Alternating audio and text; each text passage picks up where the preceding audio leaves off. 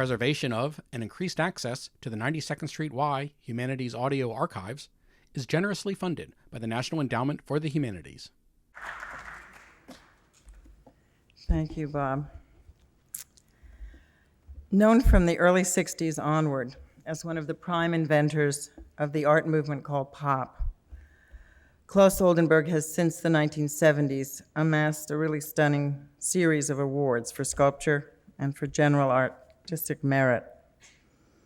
He's a member of the American Academy and Institute of Arts and Letters, and he's an officer of the French Order of Arts and Letters. Not surprisingly for an artist so concerned with public works outside of museums, he has also been decorated by the American Institute of Architects. Oldenburg is the elder of two sons of a Swedish diplomat. His younger brother is director of the Museum of Modern Art. Claes was born in Stockholm in 1929, and from age 7 onward grew up in Chicago.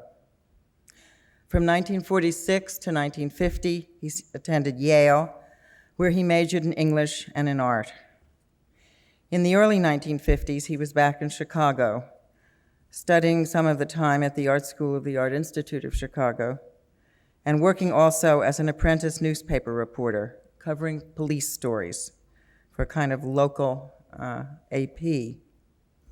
He also traveled a great deal on the West Coast, and in 1953 became a naturalized American U.S. citizen. In 1956, Oldenburg moved to New York. Here, he settled at first on the Lower East Side and began to pursue his career as an artist who criticized the consumerist values of American society in the late 1950s. Simultaneously, his art acknowledged the attraction of popular objects.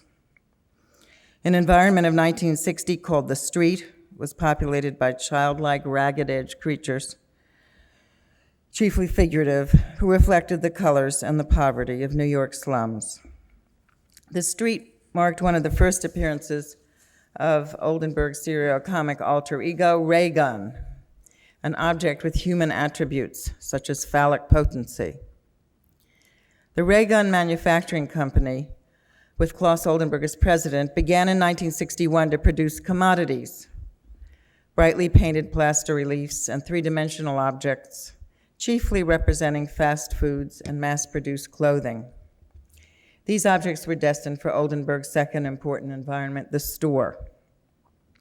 Soon after the appearance of the store, he showed his first giant soft sculptures of food, such as a bed-sized hamburger, a desk-sized bacon, lettuce, and tomato sandwich, and so on, initiating a tremendously rich play with scale that continues in his work to this day.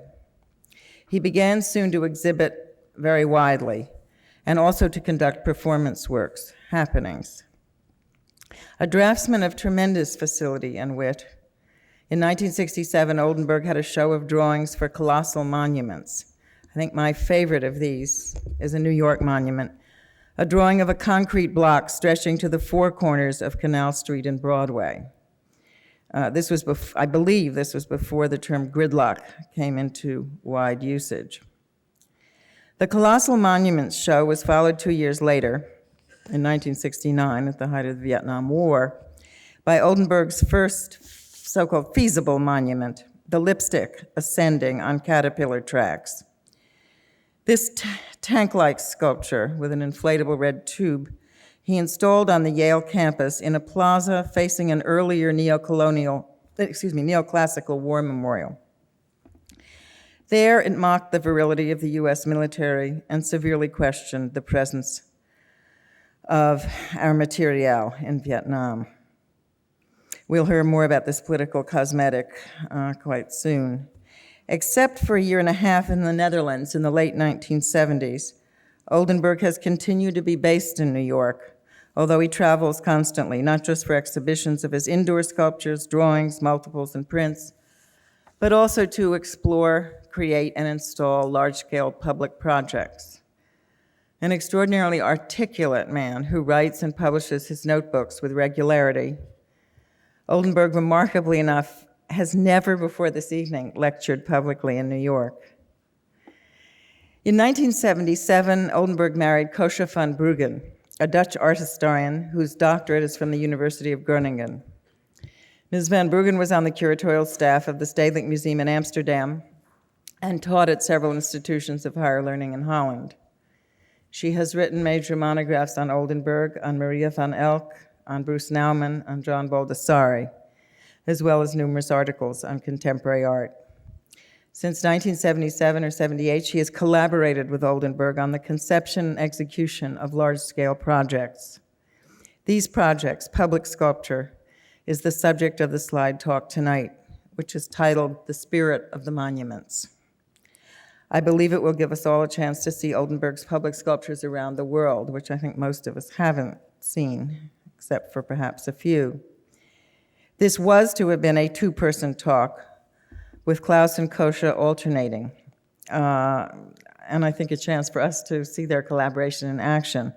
Alas, Coosje has been felled by the very awful flu that is going around the Rhine-Ruhr in West Germany and has made its way here.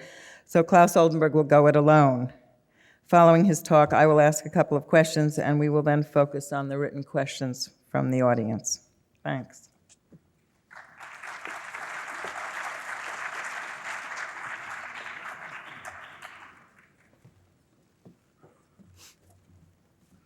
Good evening.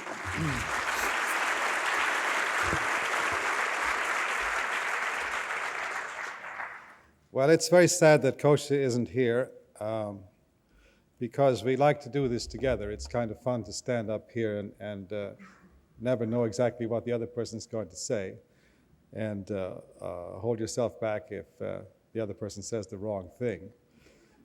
And sometimes we kick each other in the dark and so on. So that's a lot of fun. And in fact, the lecture is titled The Spirit of the Monument, and that's Coosje's title. And it used to begin, when she was giving the lecture, it begins with a discussion of the function of monuments. But you'll just have to kind of guess at this function as you see what goes by up here, because she's not here to deliver it. So you might say that the spirit of the monument is absent. But we're going to try to present the lecture anyway. So it's going to be done mostly in slides, and I'm going to comment on the slides, and then afterwards I'll be here to answer any questions. So we could dim the lights.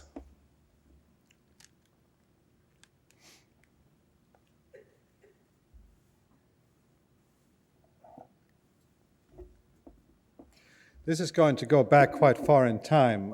We're starting here in 1966, and this is a scene in London. It's a substitution of a gear stick for the Nelson column in Trafalgar Square. And this came about because when I was in London at that time, I did a lot of driving and found myself very often stalled at this spot and using the gear stick. It seemed just natural with the gear stick in hand and the eyes fixed on the monument to relate the two. And so a kind of identification occurred which led to an arbitrary substitution, which is very often the way these monuments arose. A sudden inspiration and then an effort to rationalize it. This monument, as a gear stick, would of course move, and it wouldn't just be sticking there up in the sky like Nelson. You would be flipping from one gear to the other, which would set the pigeons going. This is a more realistic monument. It's also in London about the same time, and it's a monument to an American politician who is largely forgotten now, Adlai Stevenson. He died in London, and he was usually pictured wearing his a bowler hat. And in this case, when he died, the hat fell off, of course. And the monument envisages placing the hat in a flagstone of a London street at the point where he died. The monument was actually, I actually attempted to have this monument put up, but in London the rules for monuments are very strict, and there was no success in doing it. This is the monument that Nan mentioned, which actually began by looking at a baked potato with butter in it. And by this curious process I described, it became the intersection of Canal Street and Broadway. And then someone said, well, it's such an obstruction, perhaps it should function as an anti-war memorial. And so it developed into an anti-war memorial, symbolizing the futility of war. It would cut off the traffic, of course, in up and down and across Manhattan. And it turns out that it's placed in a spot that was identified as the likely place to drop the bomb. In those days, you always talked about the bomb and where it would land. Another New York monument is this proposal to humanize the Pan Am building, or what used to be the Pan Am building. It's always seemed like such an obstruction, like a dam in Park Avenue, and here it's replaced with a good humor bar. And very often when things are represented, they have a certain characteristic that's repeated. In the case of a good humor bar, whenever it's shown, it has a bite out of it to show you what you're supposed to do with it. And this bite is very functional in this case because it allows the traffic to pass.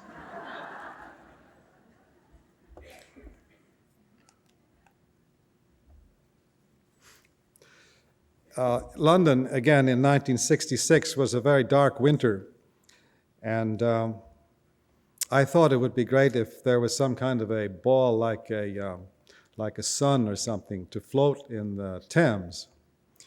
And I remembered looking into my water closet and seeing a brass ball riding up and down on the water, and there was association in my mind between the tide in the Thames and the water going out of the water closet. And so I made the connection in this form, which is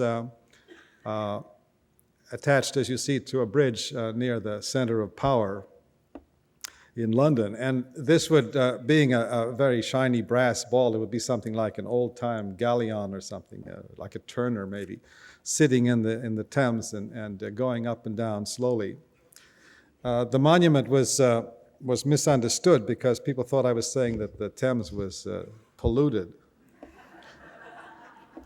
But that wasn't true at all because, of course, the water is clean where this brass ball rides. Nevertheless,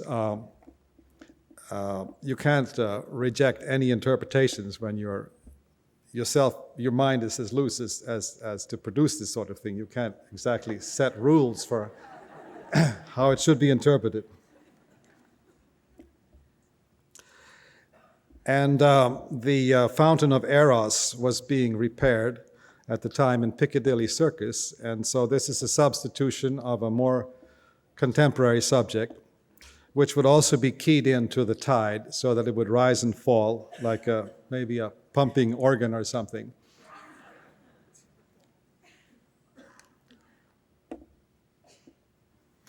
Well, all those had been in the late 60s, and around 67 or 68, people kept asking, why don't you do something for real? Why do you just live in your imagination and produce these things? And so I felt the same way, but the opportunity didn't arise until some graduate students at Yale University, graduate students of architecture, had been interviewing Herbert Marcuse, who was a socialist philosopher at the time, and they had showed Marcuse some of these colossal monuments, as they were called, these fantasies of mine, and asked him what would happen to society if they were ever constructed. And Marcuse said, and these are his words, "If you could really envisage a situation where at the end of Park Avenue there would be a huge Good Humor ice cream bar, and in the middle of Times Square a huge banana, I would say, and I think safely say, that society has come to an end. Because then people cannot take anything seriously, neither their president, nor the cabinet, nor the corporation executives. There is a way in which this kind of satire of humor can indeed kill. Now that was very inspiring to the students. So they commissioned me to make such a monument for Yale. Yale at that time was, and still is and always will be, I suppose, a very conservative institution. But at that time, the students were difficult to deal with. They were demonstrating and they were wanting to change things. And at Yale, it was not only the Vietnam War, which was a problem, but it was other smaller items like that Yale didn't allow any sculpture to be placed on the campus. And there were many things that they wanted to protest against. They wanted something which would bring the protests together, and they wanted to place it in a very hot spot. So the group was led by Stuart Vrede, who was then a graduate student. He's now at the Museum of Modern Art. And I brought this in as the proposal. It's a lipstick that is based on caterpillar treads, and the idea is the lipstick comes in on its own. It's a traveling monument. And I visualized that it would be remote controlled. It would find its spot, and then it would sit there, and the lipstick, which would be a soft lipstick, would rise and fall, as it had in the Piccadilly one. Now, as it turned out, we didn't have a great deal of money, and they had hoped to raise a lot of money from students, but they didn't get very much, and they approached a few donors, and finally Philip Johnson, I think, was the major donor. And the sculpture was realized with the caterpillar treads compromised into wood, which didn't move, and the soft lipstick was only installed for the inauguration, and after that a hard one was replaced it. But the site was a very powerful one, which is in the center of the university in the War Memorial, and it was also right next to the president's house.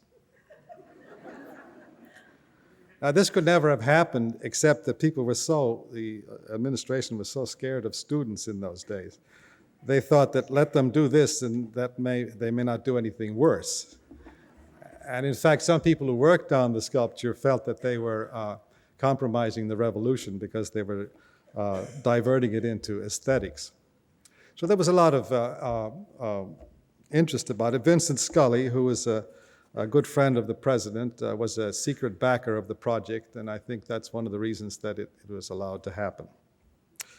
The architectural historian. And nowadays, it's no longer a controversial piece. The lipstick is still at Yale, but it's been moved to one of the residential colleges, Morse College, where you see it here. I think artworks have an age, like everybody, and they go through periods, and there's a youth when the sculpture is not so much art as a rallying point. It's alive, and then it goes into a kind of middle age, and it's retired, and this one is retired, and people don't climb it anymore to make speeches the way they used to do. They climb it to sun themselves, and people like to brag about making love inside of it. And so, but anyway, it's nice to have it in a university because the generations come and go, and it's rediscovered and reinterpreted, and it's the oldest living feasible monument at this point.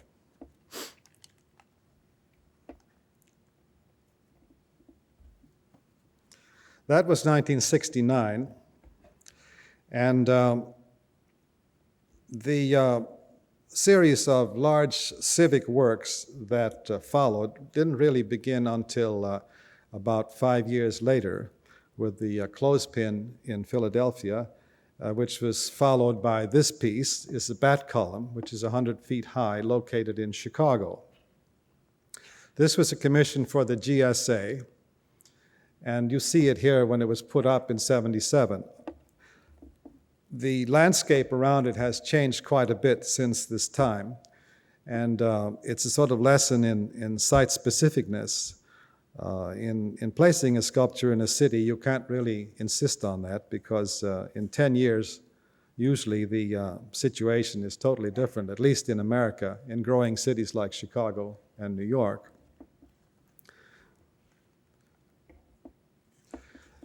The bat column was inspired by the columns that were at the Northwestern Station, not far from the site.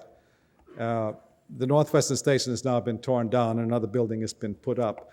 But the idea of a column in Chicago is very central to the history of the place. Chicago is a town of architecture, and there was a very critical moment in the history of Chicago when it could have gone into native architecture, but instead it went into neoclassical architecture, and neoclassicism took over. And so the bat column is both a comment on that, an attempt to also to pull the column back into a native tradition by making it into a baseball bat. The bat column was awarded the Golden Fleece Award, which at that time was an award given by Senator Proxmire, otherwise a liberal senator, but he gave this award every year for the most conspicuous waste of government money. But those were different days. That was the Carter administration, and the sort of thing that happened to Richard Serra's sculpture, which was also a GSA piece, didn't happen to the bat column. It was unpopular, but the government defended it. And so it's still there, whereas the tilted arc has unfortunately been taken away. The government was more daring about art in those days. There you see a view down, and this was, in those days, it was a kind of what they called skid row in Chicago, which was a very poor section. And when we put the bat column up, the skid row residents in those hotels across the street were throwing bottles at us. But we had Mrs. Mondale to give the address, and it was a very festive occasion. And Ernie Banks, a local baseball player, was there, and a lot of balloons were raised. And as I say, the government was much more positive about art in those days. Maybe that'll come back. Here you see what's happened to it. This is a contemporary photograph of the same sculpture. The Northwestern Station has been replaced by a large skyscraper by Helmut Jahn, and high-rises have come up all over. Skid Row is long gone. And this shows you what this sculpture is really about. It's an attempt to identify with the structural aspect of Chicago. Chicago is full of metal structure, and it's full of elevated trains and fire escapes and water tanks and buildings that are very structural. And the site is not a particularly good site in front of this GSA building, Social Security building, but we wanted to identify with the structural tradition of Chicago. And more and more, the bat column has come to do that as the city rises around it.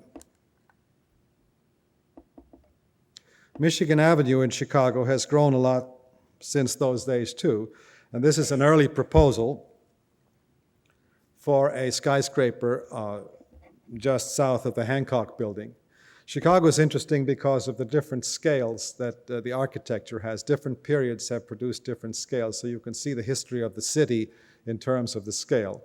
The Hancock is one scale, the Palmolive Playboy building behind it is another scale, and the first scale was the water tower, which is down to the lower left. Chicago is also a very funereal city, and it's a city that sometimes reminds you of a cemetery because it rises out of a flat plain and it's so vertical. And so this statue would seem to be a very good subject for a skyscraper there, since it's Laredo Taft's sculpture of death, which is strangely enough labeled the monument to the first settler. It's in Graceland Cemetery. This is intended to be upside down and shows you again that the bat column is related to the structures, provided you do like Thoreau and put your head between your legs and look at them this way. This was a picture of Central Park with a proposal from the 60s for some colossal pool balls. The identification, of course, is of the park with a pool table. And the balls were envisaged as office buildings that would move. I think that was suggested by those huge structures down in Cape Canaveral at the time, which used to crawl around very slowly and launch rockets. But if you lived along the park, then every morning you'd have a different configuration. And if you went to the office in these buildings, you'd have to find your office.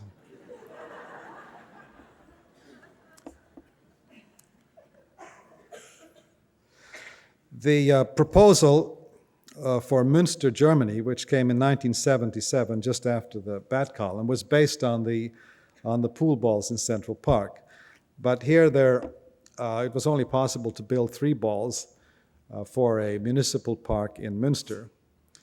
The balls were intended, of course, to be on an uninhabited field, but it turned out that this field was very popular with students. And the balls soon became places for the students to write out poems and slogans and to sit on, and so they became more like billboards after a while. That is to say, after the students had attempted to roll them into the local lake. But we had put a very deep foundation on them, so they had to live with them, and now they're quite popular.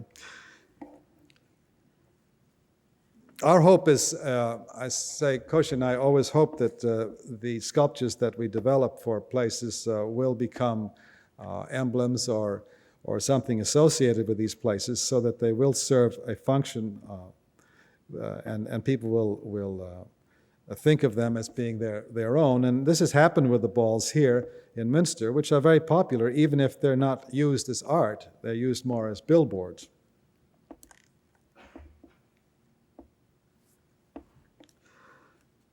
In 1978, well, Coosje and I, as Dan said, were married in 1977. In 1978, we moved from Holland back to New York. And we both felt that art was too confined by the gallery system, that showing a work in a gallery and having it get lost for good in a warehouse or in someone's home was not the way that we wanted to have art go out. So we decided to step out of the gallery system and devote ourselves entirely to commissions, public works. It was a time when this was possible. For one thing, there was a factory up in Connecticut, Lippincott Incorporated, which specialized and only did artworks, usually of welded steel. And also, the government was beginning to sponsor art, and there were numerous regulations in cities which set aside a certain amount of money for public works. So it was really a very good time to make this decision. Also, public works were fresh, and people hadn't yet gotten together all the defenses that they eventually would to combat them. And you could sneak into town and put up a public work before people realized what had happened. Nowadays, you have to take a vote, and everybody has to be in on it. But in those days, it was more autocratic, and in a way, that's better for art. So one of our first commissions was in Des Moines, Iowa. And this is the site, which is in the middle of Des Moines, and it's we visited there on a very hot day, and standing on this large expanse of concrete, we felt as if we were on a beach. One of the heroes that are heroes is Robinson Crusoe. I think because, well, I've always liked Robinson Crusoe because he had to invent everything out of what he found around him. And that's sort of an attitude that I take in the studio. I like to put things together out of whatever turns up. And when we stood on the beach there, we talked about Robinson Crusoe finding himself on the beach. And we thought, well, wouldn't it be original if we somehow transplanted an ocean vision into the middle of America? because Des Moines is almost the center of America. And so there developed a sculpture called the Crusoe umbrella. The umbrella is the object that Crusoe first made because he had to keep the sun off his head. And it's, of course, Crusoe is a fictional character. He made this umbrella out of straw, and it was the thing he was most fond of. When he left the island, he took the umbrella with him. In Des Moines, you have a lot of D forms, probably because the city starts with a D and because it's a capital and they have domes on the capital. And then there's an insurance company there that has umbrellas all over the place, Travelers Insurance. And so umbrellas kind of pushed their way into our imagination. And so we put this all together and came up with a model. This actually is a Crusoe approach. You use the Christmas tree, and then after the Christmas, you clean off the needles and you make something out of it. And this is the first attempt to make the Crusoe umbrella out of the Christmas tree, with a little piece of rope at the end. And this is what it led to, a very large sculpture made out of steel, which combined a lot of forms, not only the umbrella, but the forms of farm machinery and plants.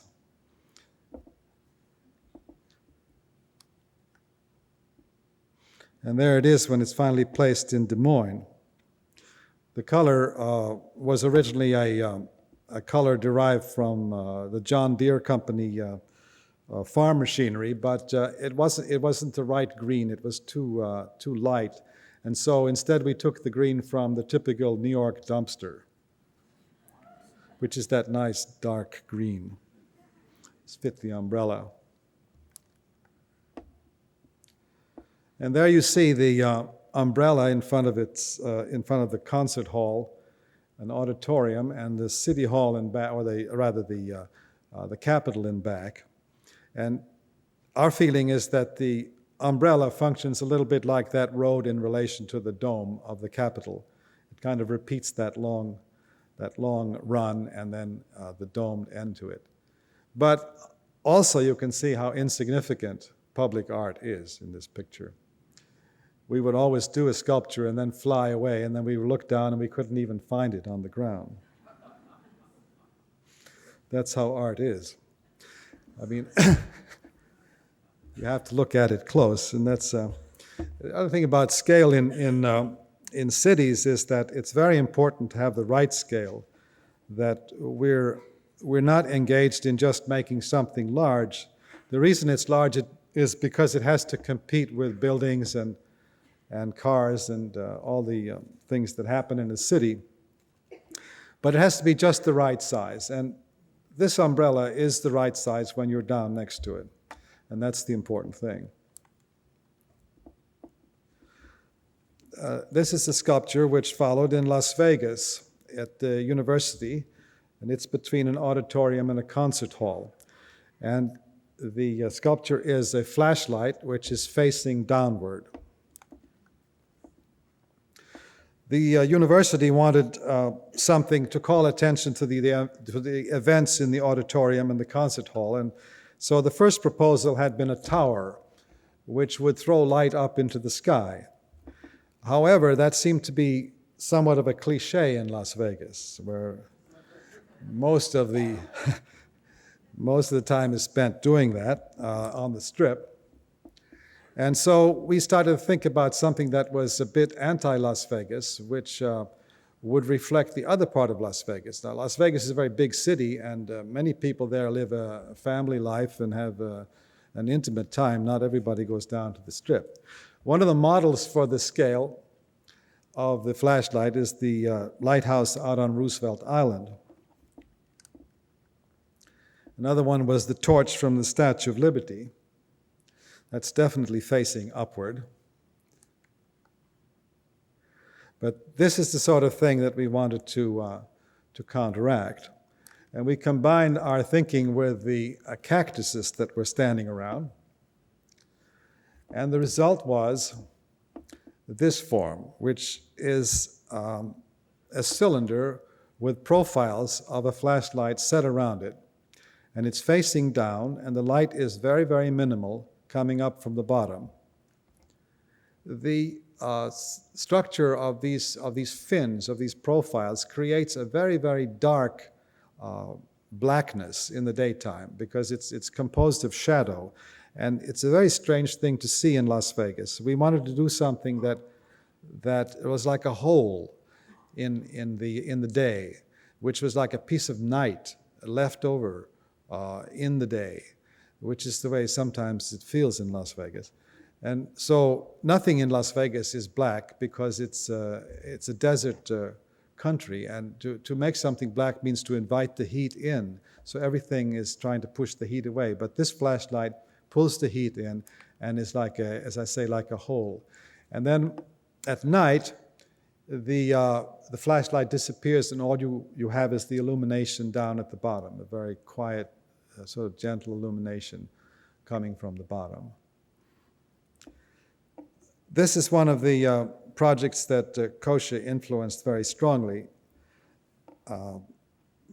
She has a lot of important influences on the sculptures. In the beginning, the bat column, for example, the color gray, which is so appropriate to the bat column, she chose because she felt that it harmonized with the city of Chicago. And in this case, it was largely due to her insistence that the flashlight was turned upside down and became the antithesis of the strip, because she wanted to emphasize the other part of Las Vegas.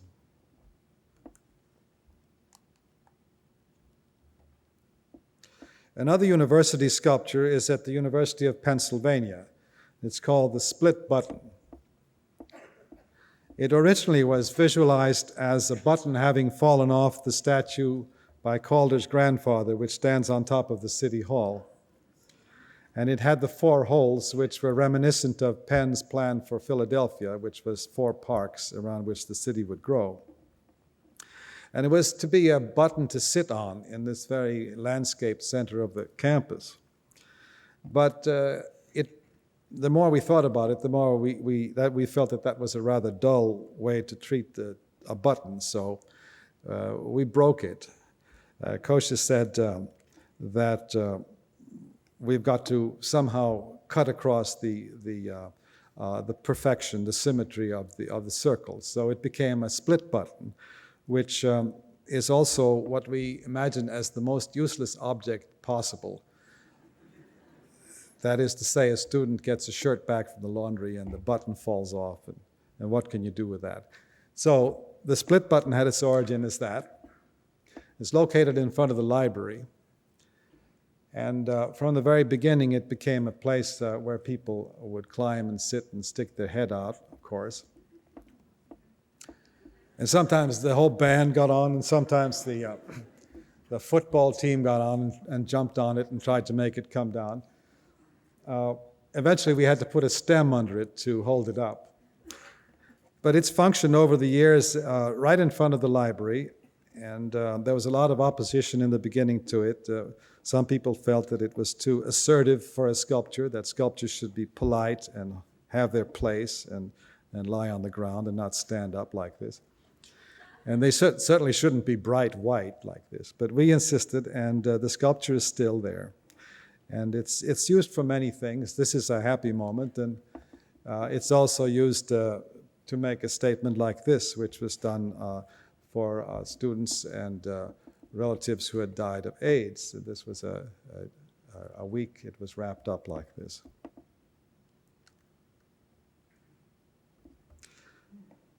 In Kassel, Germany, the Documenta exhibition of 1980, Documenta 7, we were invited to make a sculpture, a large sculpture, and visited Kassel, and looking around for a subject, found this very typical, what's called a Spitzhacke, or just an ordinary pick, which you find in any city. It's especially found, or people remember it very much in Germany because after the Second World War, there was a lot of work always with picks and so on in the cities. So it's a kind of a slightly magical object that you see it everywhere.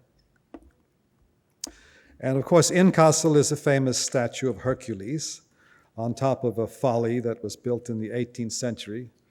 A wonderful statue. He stands there with his club looking out over the city. And he looks straight down a line which runs into a street, the Wilhelmshohe Allee, which runs right down to the river. So what we imagined was that instead of a club, Hercules might have a pickaxe in his hand, and he might throw the pickaxe, and the pickaxe would go in a straight line right down to the river, and it would land at the river like this. This spot hasn't changed very much for many centuries, and the only thing there now is a pick, but you can find watercolors by the Brothers Grimm of this spot, and it really looks very much like this, except for the pick. I did a print for Documenta, taking the Grimm watercolor and putting the pick in it.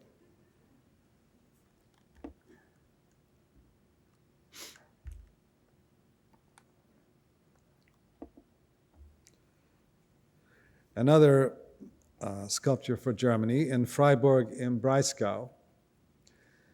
It's near a vocational school at the edge of town, and it's called the Gartenschlauch, or garden hose. It's kind of a fountain, but it's an enormous structure which produces very little water, like when you've just turned the fountain off, and there's just water coming out a little bit at the end, which forms in a pool down there. This area had been an area of allotment gardens like this, those Sunday gardens that you have, and each one has a little hose, and you go out and water your plants on Sundays. And when the city expanded, these were taken away, and a big park was provided for people. And in the park there had to be a sculpture, and the sculpture became the Gartenschlauch because we wanted to memorialize these small gardens. Secretly, I think we felt that people would have been a lot happier if they had had those gardens rather than this big park, which is rather empty.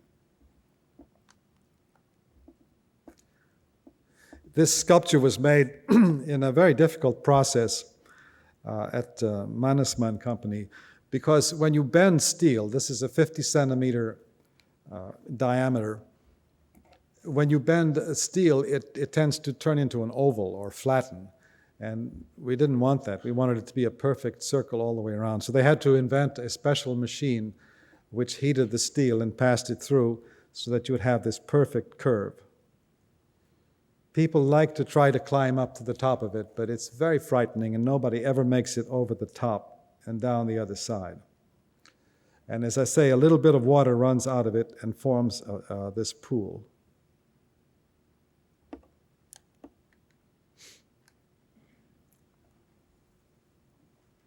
We skipped one there. What we skipped is the preparation. Of course, all these things do start as very small models. The first attempt to realize it is probably a drawing, to realize the idea, and that passes very quickly into a study of some kind, quickly made. What Coosje and I like to do is to present our proposals in a very primitive form, because we want to establish a confidential relationship with the people commissioning it, and we want them to trust us. So when we come to them, we want it to be as close to the idea as possible, and this is a good example of that. When you present something like this, people have to have a great deal of confidence to know what's going to happen to it. Fortunately, in this case, they did, and this is the finished sculpture, which is called the Balancing Tools, and it's in front of a factory that makes chairs in Weil am Rhein, which is near Basel. The factory is where you're looking from, and it's right out in the countryside, so that this functions as a kind of a gate between the countryside and the factory. And the tools are used because, obviously, to relate to the factory, but we also wanted to emphasize something of the history of the factory, which makes chairs, and particularly mass produces Eames chairs. And Eames was very involved with tools, and we wanted to memorialize that aspect of it. It was when it was put up, it was all alone in the garden, but soon other things were put up, and among them this chair museum, which is designed by Frank Gehry that you see in the background. It's a museum that is entirely devoted to chairs through history.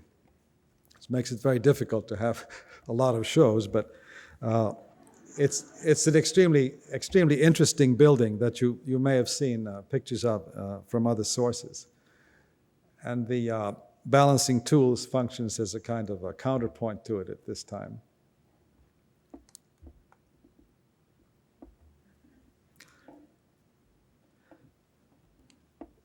This is at the Lippincott factory, and a large sculpture has just been delivered from a place that makes yachts up in Rhode Island. It's called the Spoon Bridge in Cherry, and it was commissioned by the Walker Art Center for its sculpture garden in Minneapolis.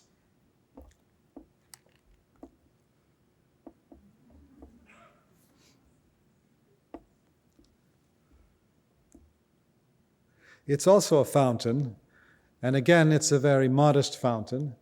The water runs out of the top of the cherry and around it, coating it completely, and then sort of dribbles down at the bottom into the spoon and then runs out at the bottom of the spoon. At the same time, there's a spray of water coming out of the stem, which on certain conditions creates a kind of a rainbow haze. What was needed here was a focus of the sculpture garden, which was designed by Ed Barnes, leading from the museum where you're looking from, which would carry the eye down this path. At the same time, we didn't want to dominate this sculpture garden, so we didn't want something that stuck up too high.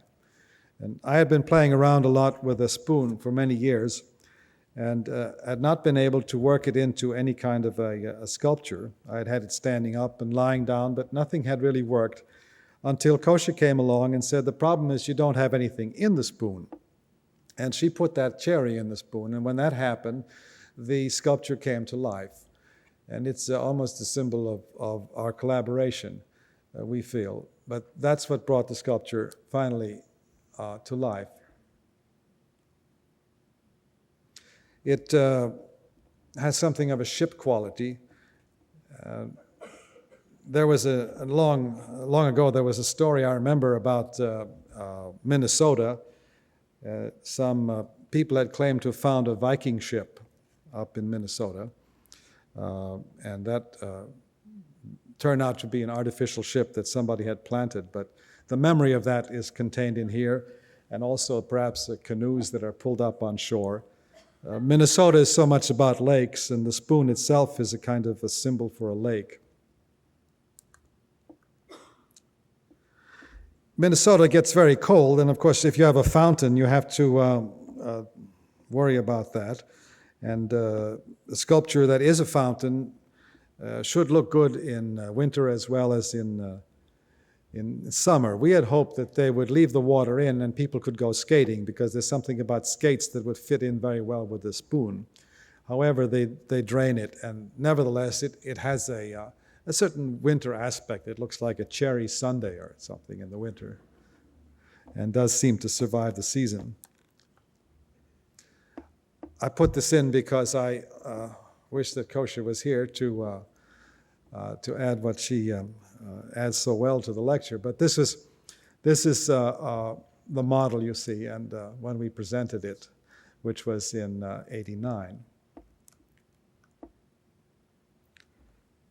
We had a commission in Miami the following year, and the project was again a fountain, and we were asked to do a rather elaborate fountain near the government center.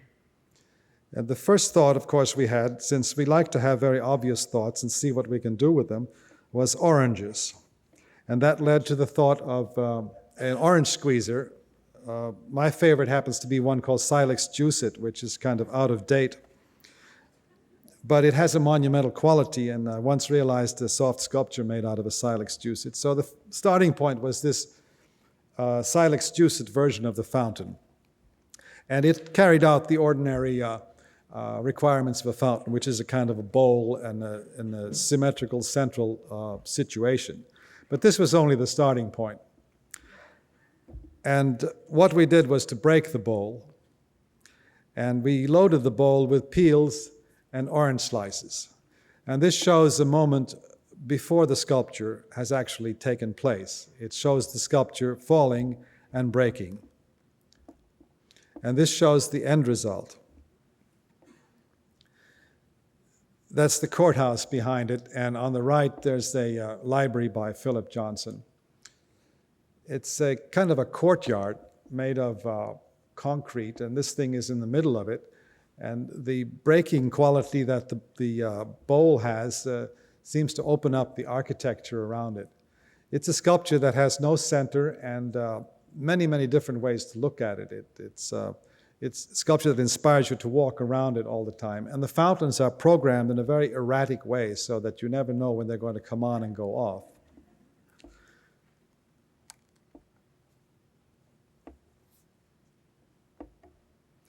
There are a number of holes around the plaza. Now, unfortunately, the holes are filled because people kept falling into them, which was fine with us, but the city was worried about lawsuits.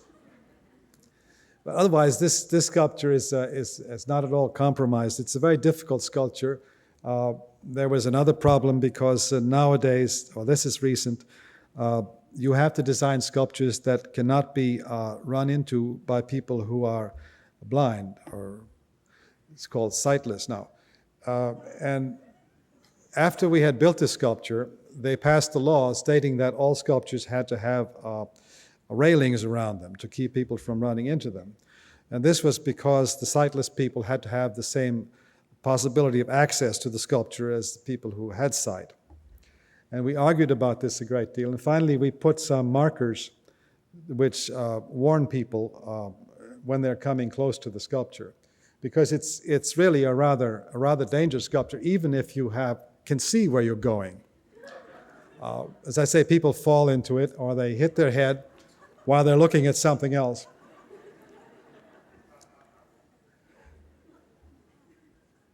Because it's a very distracting sculpture. Of course, it had a lot of political meaning too in Miami, because it turned out, we didn't know this, but there's a large arena there called the Orange Bowl. And well, that's a coincidence, but it's more than that, because the hierarchy, the sort of hierarchy of Miami is known as the Orange Bowl, and if you threaten to break the Orange Bowl, it means that you are opposing the hierarchy. And so we felt that Miami had reached a state where everything was breaking anyway, and the city was flying apart in all directions. And we explained this to the newspapers, that this sculpture was about Miami today and not about Miami yesterday. We tried to make some sort of a comment about the cities that we find ourselves in. But we don't want to make it too obvious. We want really the comments to be implicit and to eventually come from the people who live in the city. So it's a very delicate problem not to impose ideas on a sculpture that's placed in the city or on the people of that city, and to let them discover the things, to put so much into the sculpture that ideas can be discovered, and that the sculpture can come to life that way, growing in a city. And first time you see it, you see one thing, and the second time more, and that way it stays alive. It's also a sculpture that has a lot of different materials. The early sculptures were all made of welded steel, but we pushed more and more for a variety of materials, and this is steel. The peels are steel, but the bowl is concrete, and then the slices are cast resin. Then there's water and stainless steel, aluminum, as many things as we could get into it. A rather more carefully made model of a sculpture that was commissioned by Barcelona. Barcelona had a public arts program to place sculptures in small parks all over the city, which has been going on for a number of years, a very good program. We were invited to do that, but we hesitated so much and argued about the contract, and so after a while we found ourselves in the Olympic budget, which was a good thing because we got more money. And so this sculpture actually was made for the Olympics and was inaugurated last year, just before the Olympics. It's not in the center of Barcelona.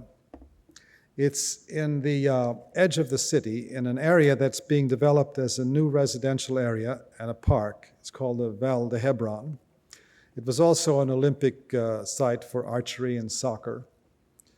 It's called the match cover. In Catalan, it's mistos. And we think it's a Spanish subject.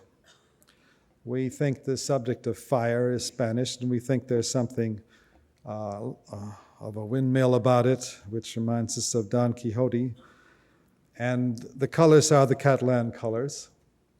But really, I think it originated because I had grown up in Chicago, and I had seen the Chicago Picasso so often that I was sitting and bending a match cover one day, and I realized that if you bent a match cover a certain way, it looked like the Chicago Picasso. I think you're all familiar with that sculpture.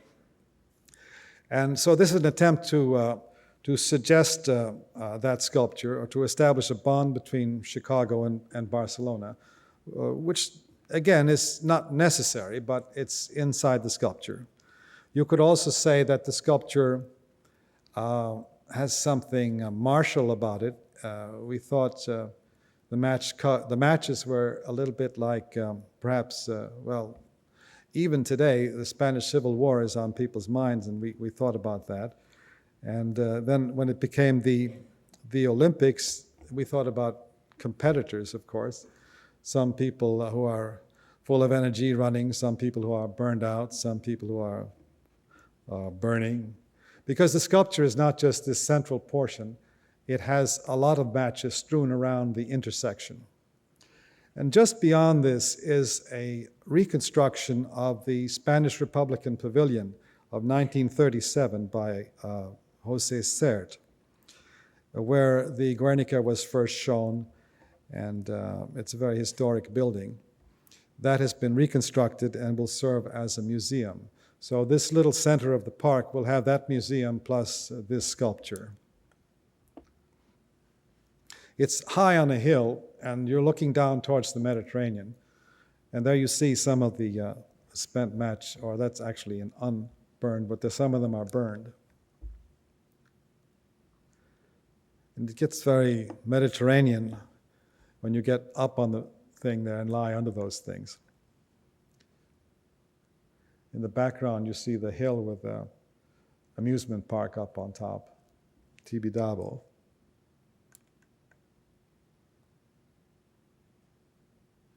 These individual matches are like sculptures in themselves.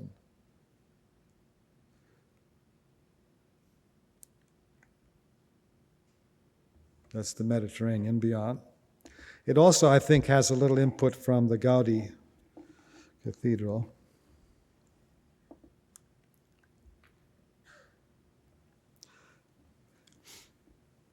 This is another climate. This is Paris, and this is Parc La Villette, which is a strange park that lies in the northeast corner of Paris. It used to be the slaughterhouses of Paris. They were taken away, and there was made this park with a science museum. The original plan had been to put a lot of sculptures there. There are also pavilions by Bernard Tschumi.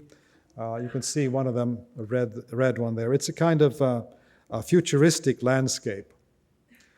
And we were one of the few survivors of the sculpture program. Daniel Buran put up a piece, but many other sculptors who were supposed to put something up, they didn't have the money for.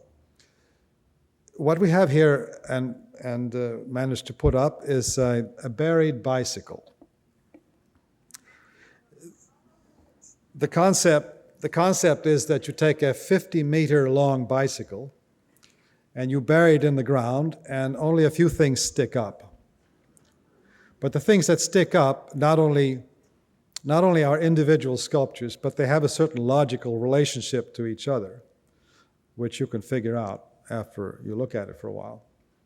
It's sort of like those, you've seen pictures of the archaeologist digging up a portion of the Sphinx or something, and then imagining this very large thing that's underground. Or in the Planet of the Apes, when they dig up a section of the Statue of Liberty. And of course, there isn't really a bicycle down under there. But perhaps at some stage in your life, you would believe that there is. It's very popular with families who come out on their bicycles.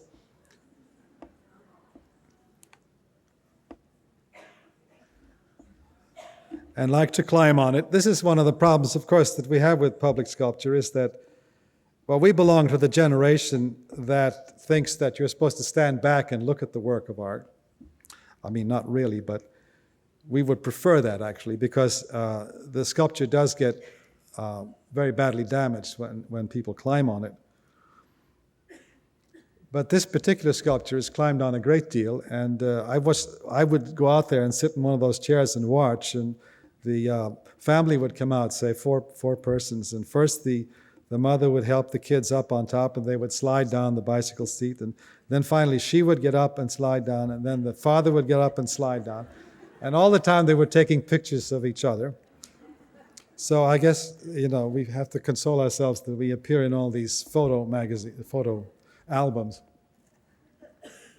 This thing swivels around too.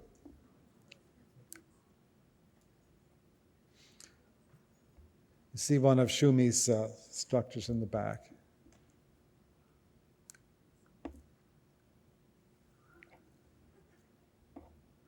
The building that lies behind there is called the Zenit, which is a rock and roll auditorium.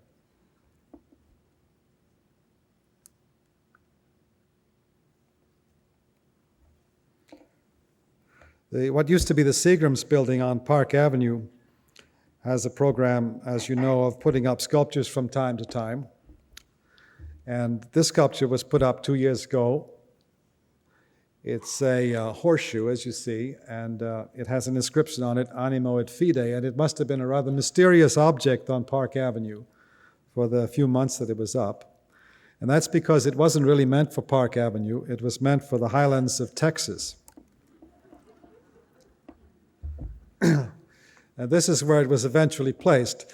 You may know that Donald Judd, the sculptor, has some large grounds out in Marfa, Texas, where he shows his large outdoor works and also has changing exhibitions of artists that he likes. And we know Don very well, and we were out there a few years ago and looking at the sites. It used to be a cavalry fort, and at one point when the cavalry retreated, they shot the horses or took them with them. And they had a favorite horse called Louis. Louis was very old, and so Louis died, and they decided that they would memorialize Louis, and they built this rather strange geometrical form, which just stood at this spot. And Don told us the story, and we thought the monument was so sad and pathetic that it deserved a little more. And a few years later, we came back with this horseshoe, which is made of aluminum and resin. And it's given Louis a fitting memorial. Animo et Fide means spirited and faithful, and it's the motto of the cavalry. It's especially nice to stand there in the morning because the sun comes up over those hills way back there and comes right into the horseshoe. Of course, it's a rather unrealistic horseshoe, and it's got a big nail through it. And, there's a slight reference to a postcard I had by Millet, which had a hammer and sickle on it. And so it's not really a horseshoe.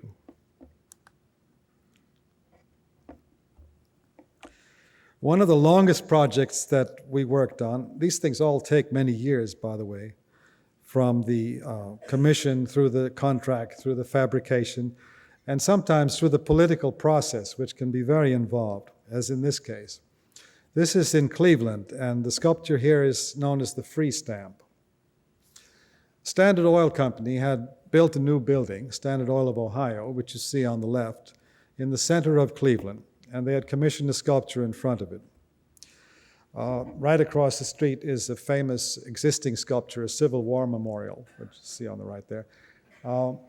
And we usually don't work for corporations, but in this case, the sculpture was so central to the city of Cleveland that we thought we would take a chance.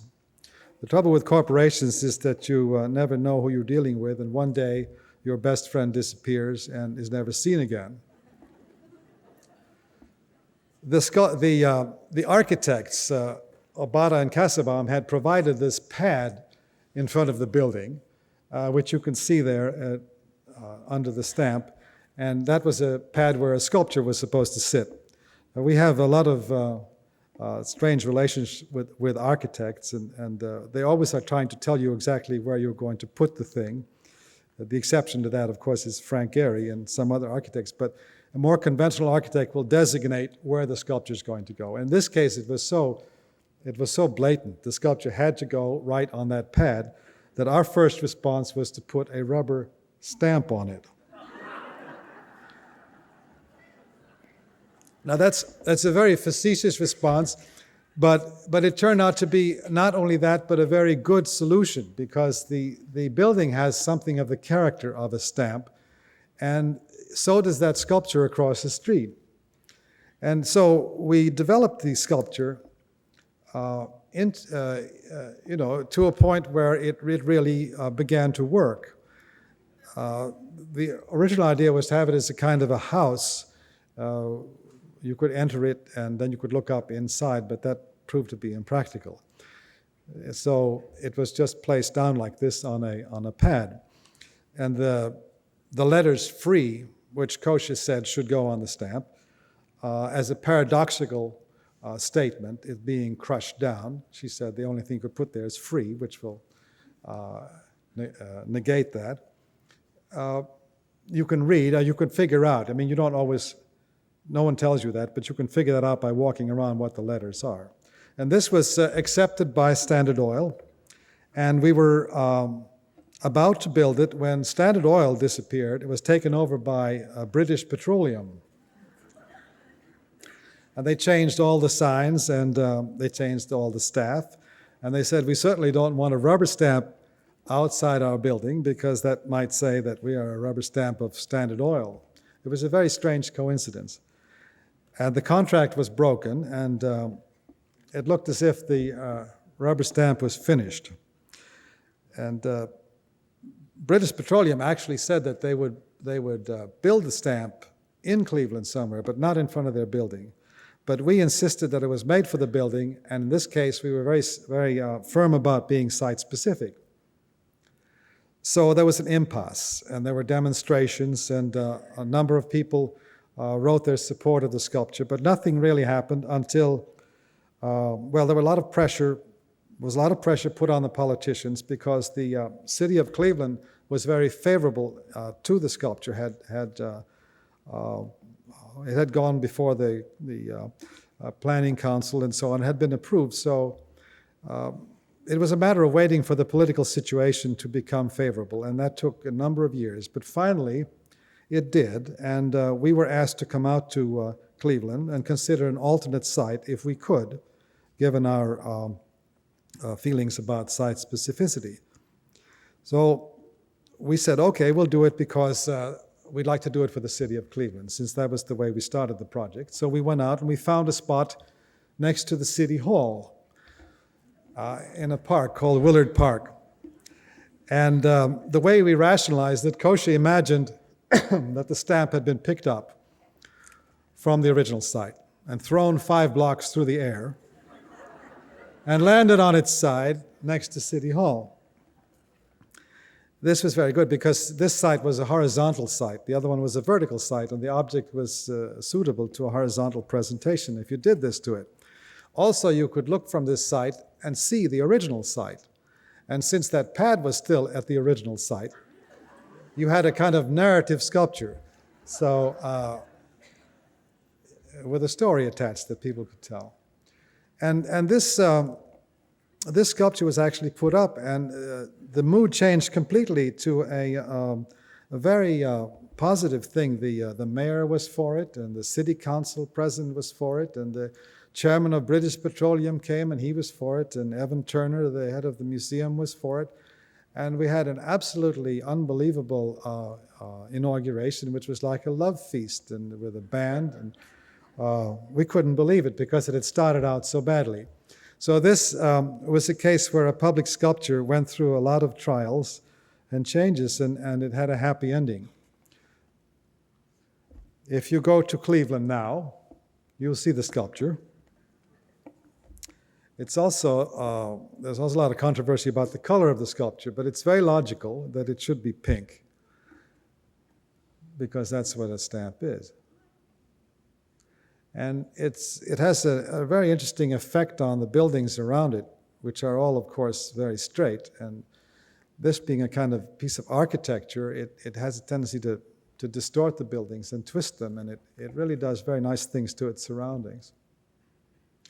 It's an illusion, of course. Again, it's like the buried bicycle, because we didn't actually bury the stamp, we trimmed it off. And there's a little room in there that's a lot of fun to go into. When you're inside, it's like a fun house. The walls are not straight, and you lose your sense of the horizon, and it's like being in a spaceship or something.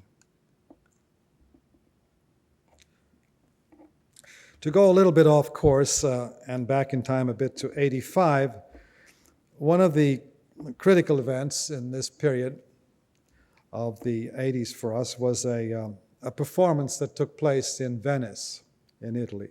It was called the Corso del Coltello, and it came about because the architect Frank Gehry and Coosje and I were invited by Germano Celant to do a seminar in Milano with architectural students. And the seminar was divided in two parts. One developed a project for Venice, architectural project for Venice, and the other part developed a performance for Venice.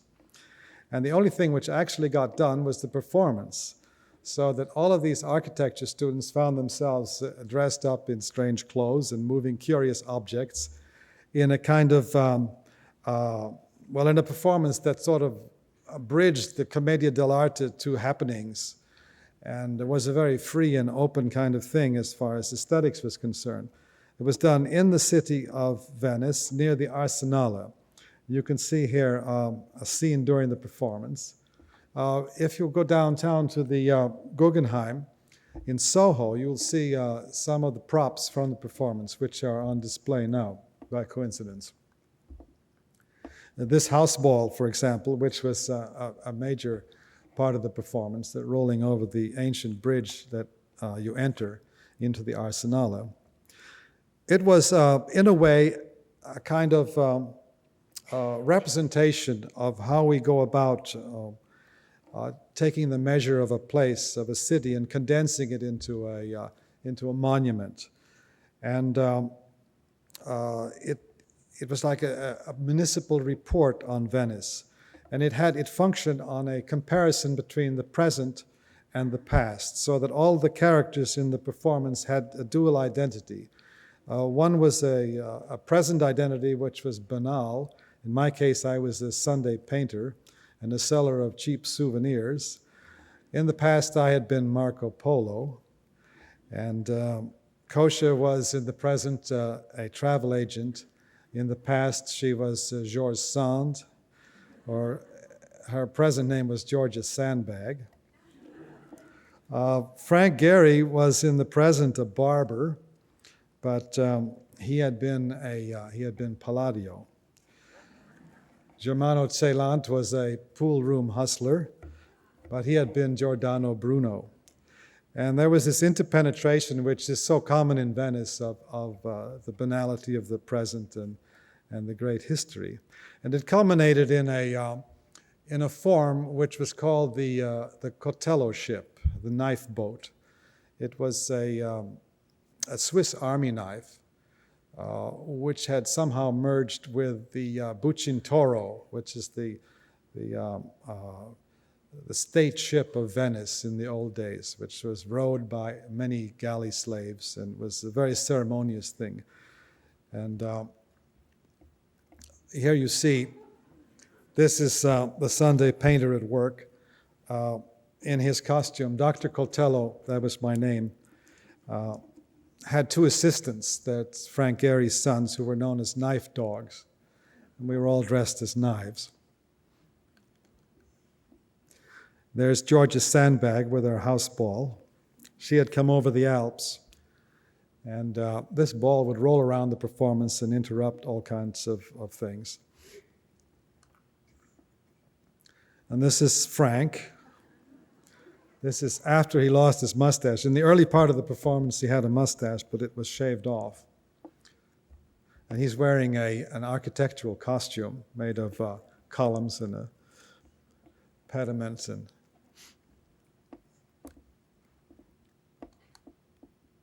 we're going to switch to the other.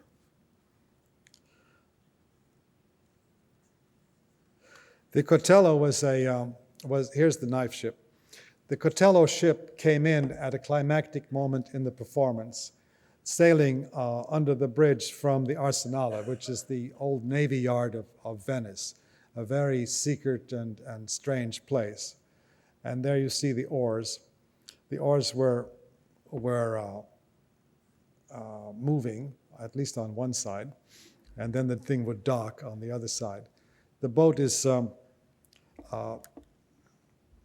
was then later transported to America and became a sculpture in its own right and was placed inside the Guggenheim Museum, as you may remember, where the spiral functioned very well in the center. And it even made it out to the West Coast. It was installed at the MoCA.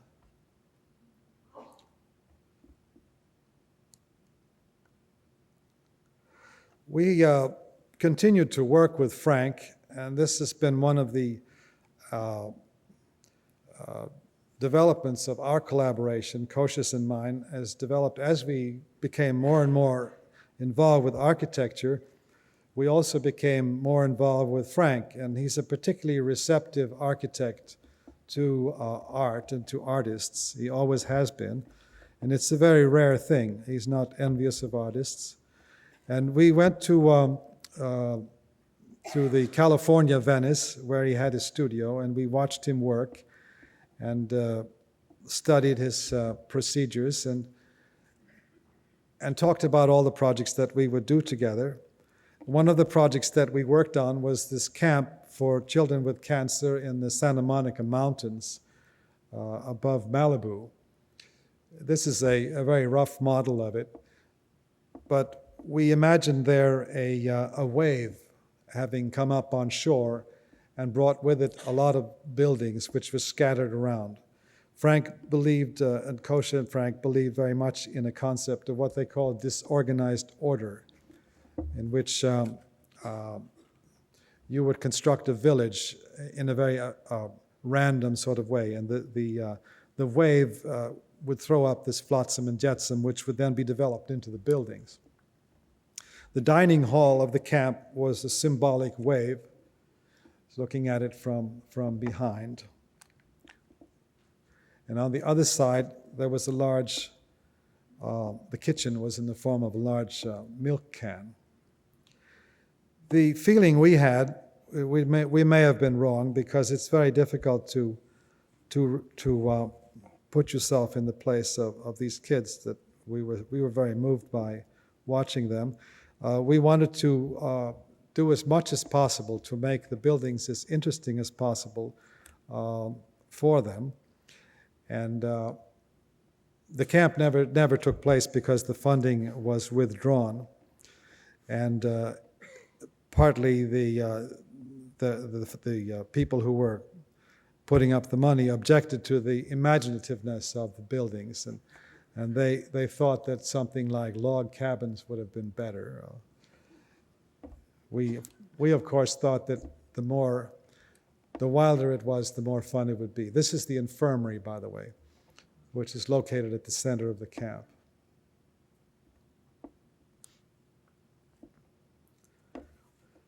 In the course of developing our project for Venice, we had thought of a binoculars building. First, it had stood in the water of the canal, as you see in this drawing, and then it had come on land and become developed into a theater library. But that part of the project was never realized, and so after Venice, the models were sent back to Venice, California, and the model of the binoculars stood on Frank's desk for a long time. Now, Frank was developing a building for the Chiat advertising, and he had developed the left side and the right side, but he felt that something was needed in the center. And this binoculars model happened to be standing there, and Frank took it and he put it in the center, and everybody said, "My God, that's just what it needed." At least this is the story I've heard. We weren't there, but it's a nice story, and I think it probably did happen something like that, because in Frank's office, very often that's how things happen. And he called us and said, "Do you mind if I put the binoculars in the middle of my building?" And we said, "Of course not." But we did go out to look at it, and it's a very unusual thing. Actually, what's happening here is that Frank is making our sculpture part of his building, so that it's not in front of the building, it's integral to the building, incorporated in the building, which is a very rare thing for an architect to do, especially since it's such a central point. It's the center around which the building revolves. So we were very excited by this. Of course, in California, there is a tradition of object architecture. As we all know, there are donuts and puppy dogs and all kinds of things in the shape of buildings, or buildings in the shape of things. And it's a tradition that I kind of admire, but they're always built so badly, and they're made of stucco, and they're just not seriously intended. So we wanted to make a building in that tradition, which was very carefully made and had very precise lines. And so we insisted on this, and the construction of this was very complicated. It took a long time to get just the right framing and then to lay the plaster on perfectly.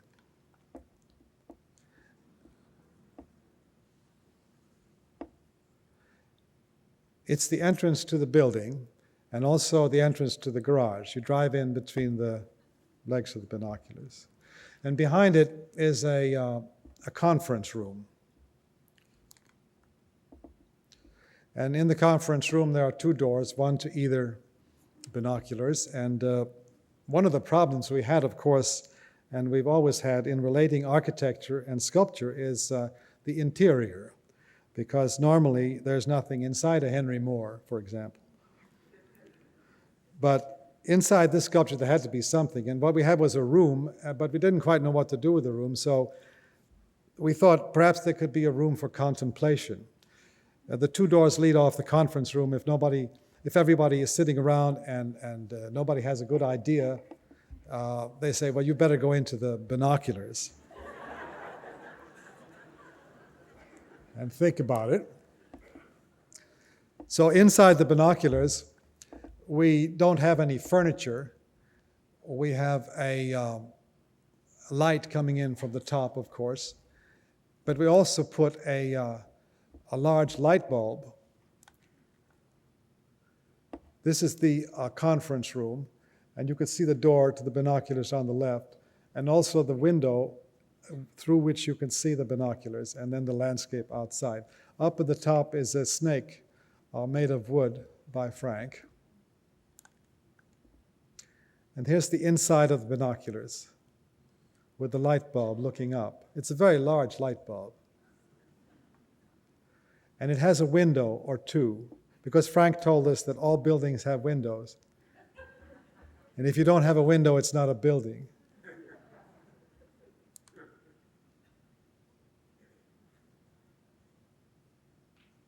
It's a strange space in there, because it's so sensuous, it really doesn't need any furniture. And that's more or less the way it is. You walk in there and you stand and you look up at this light bulb.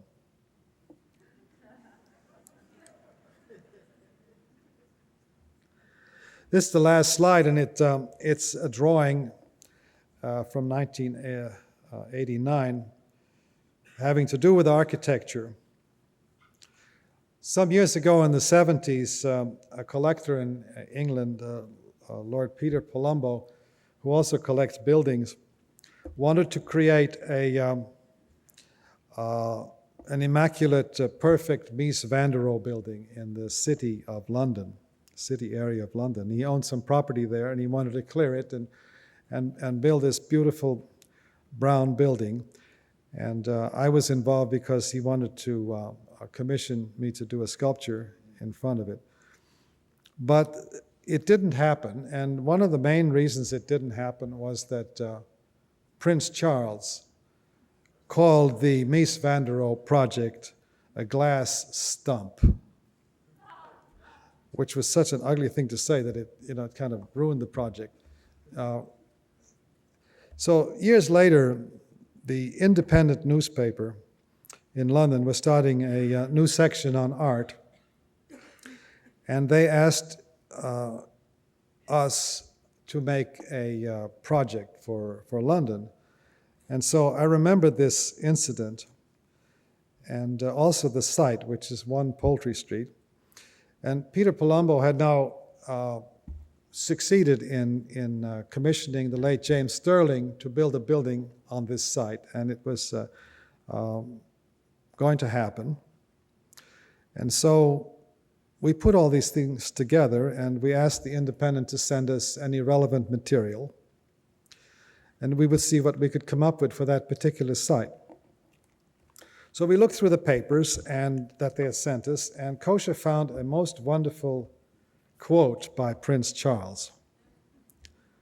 He said, "It's after all," he's speaking at an award at a banquet, he said, "it's after all one of my rare opportunities to stir things up, to throw a proverbial royal brick through the inviting plate glass of pompous professional pride, and to jump feet first into the kind of spaghetti bolognese of red tape which clogs this country from one end to the other."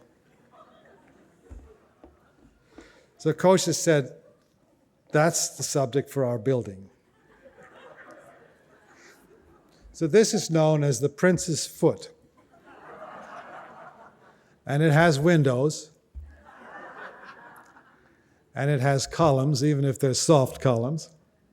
And it looks a little bit like the James Stirling building. And it's at 1 Poultry Street. And it reminds us that what we're doing is still fantasy. And despite all of the political processes and difficulties that we go through, the idea is to still start this way. I don't know if this will ever be built, but I mean, at that point, we weren't feeling sorry for Prince Charles, but now it's different. Anyway, that's the end of the presentation, and I know it would have been philosophically more edifying if Coosje had been here, because what we do is that I tell the anecdotes, and Coosje interprets them, and gets to the bottom of what we're really doing. But perhaps that could be another time, and I thank you.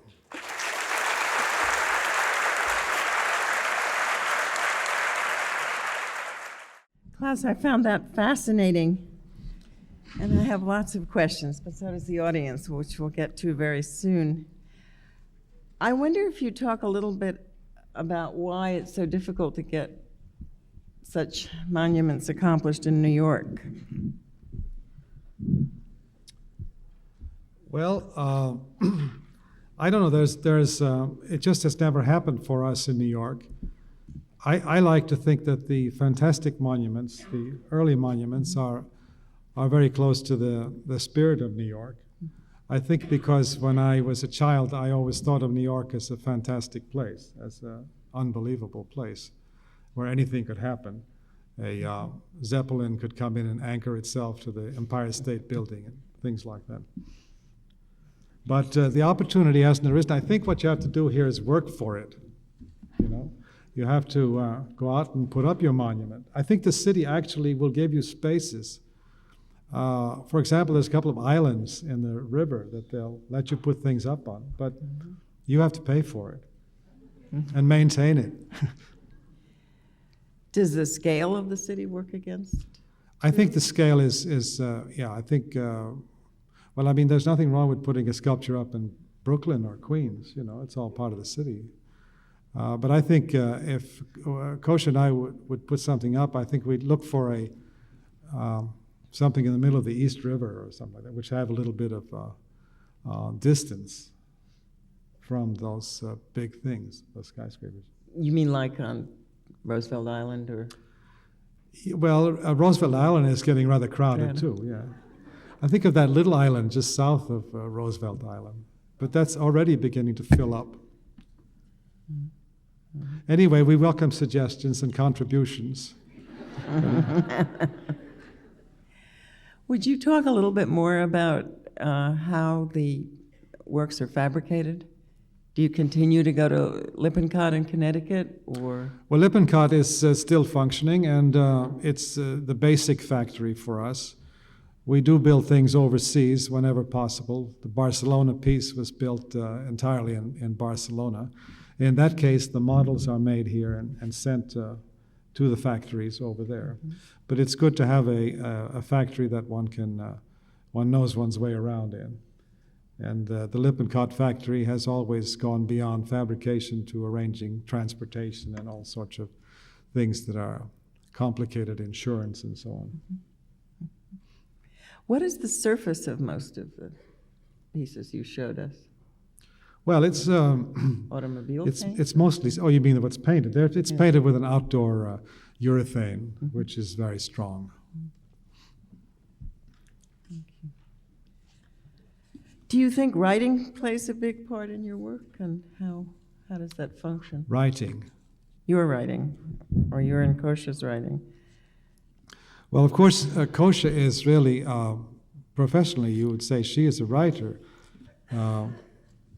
And she spends a lot of her time writing, and a lot of her input is content, you know, is interpretation, is political, is philosophical, and mine, I put content in too, but that's largely her area in the large-scale projects.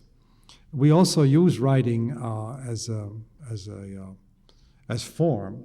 I didn't show, we have one sculpture in England which is very much concerned with writing, which is called the Bottle of Notes, which is a bottle made out of writing.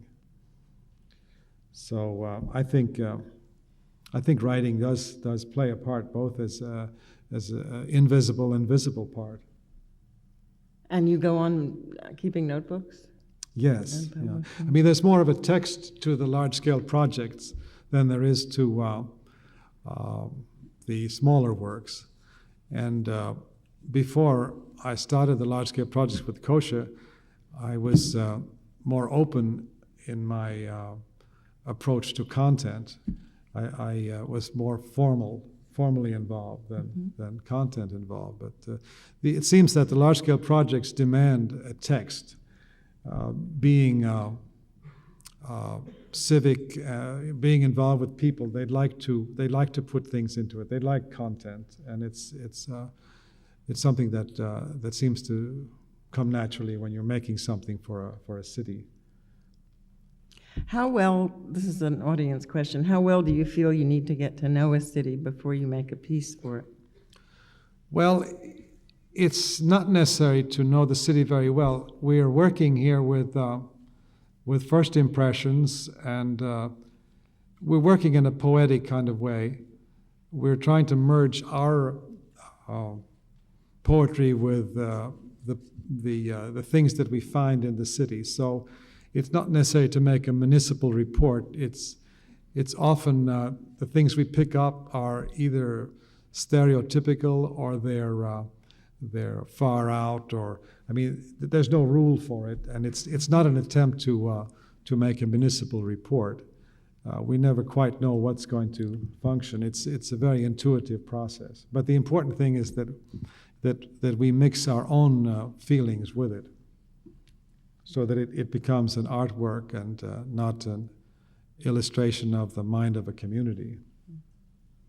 Got a couple of very easy ones. This one says, "I'm going to LA soon. Where exactly is the binocular? I'd like to visit." It's located And it comes with a picture. on Main Street in Santa Monica. It's difficult to miss it. Here's another easy one. In which New York art gallery are you represented, so that we may see your work? Well, as I said, if you go down to the downtown Guggenheim, you'll see some of the pieces from the Cotello, but otherwise you would have to wait until I had a show, which probably won't happen for a couple of years, and that will be most likely be at the Pace Gallery. What distinguishes Frank Gehry from other architects, and why do you feel so comfortable working with him? Well, he's a wonderful man, and he is, as I said, very generous to art, and makes art very much a part of his work. And he's always been very friendly to artists. To flip that over, what makes so many architects so difficult to work with? This is something that Richard That's a better Serra question, yeah. commented on about a month ago here. Yeah, that's, well, I don't know what it feels like to be an architect, but it must feel very different than being an artist. For one thing, you have a program which tells you what you have to do, and then you have to compromise that program, or your own program, constantly. You have to make changes, and then you have to worry about so many details, and you don't really have the freedom that an artist does. So you're probably much more circumspect, and it probably tends to attract a different kind of person. When I was a child, my parents said, "I hope you grow up to be an architect." And I didn't say, "I hope you grow up to be an artist." You know, it's a more responsible position, because after all, these things have to stand up, you know. So I think that they have to be more careful. Frank's buildings look like they're going to fall down, but they don't, of course. I mean, that's the art, you know. That chair museum is an extraordinary Yeah, the place. chair museum, and also the new concert hall for Los Angeles. I mean, there's something else. Maybe we can conclude with two related questions. The first one is, how do you decide how big to make your monuments? Well, as I said, that's a very important thing, that it is not just a matter of enlarging something, but enlarging it in the proper scale, because it's really about scale. And of course, scale is an extremely changeable, relative thing. I don't know at what point you would say you're looking at the proper scale, because, as I say, when you're flying over a sculpture, it's hardly visible. When you're standing next to it, it's so big you don't even know what it is. But there must be a middle ground in relation to the background. For example, the rubber stamp, the free stamp, has a definite scale in relation to the building and the Civil War monument, which is established in that drawing we showed, even though it'll change as you get closer and further away. But that's something that we pay a lot of attention to, the exact scale. This one's a fairly long question. It says, "To me, your sculptures seem to have been placed on Earth by a very large giant. Don't you think this giant would grace other planets with his creations? Before I die, I'd love more than anything to see what he'd put on the moon. Do you think that's possible? What would you do?"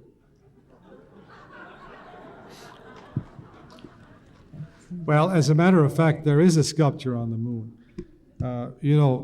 This is true.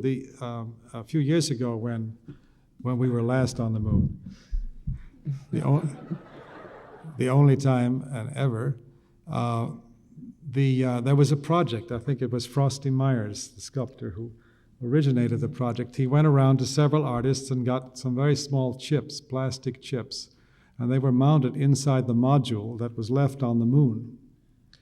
And he got, I think he got a Rauschenberg and a Chamberlain, and he got one of my mice, geometric mice. Oh, okay. So there's a little geometric mouse in the thing there up on the moon. So it's already been colonized. Yeah. Okay. I think that's a good note to end on. Thank you very much, Claes. Okay. Thanks for listening. For more information on the 92nd Street Y, New York, and all of our programs, please visit us at 92ny.org.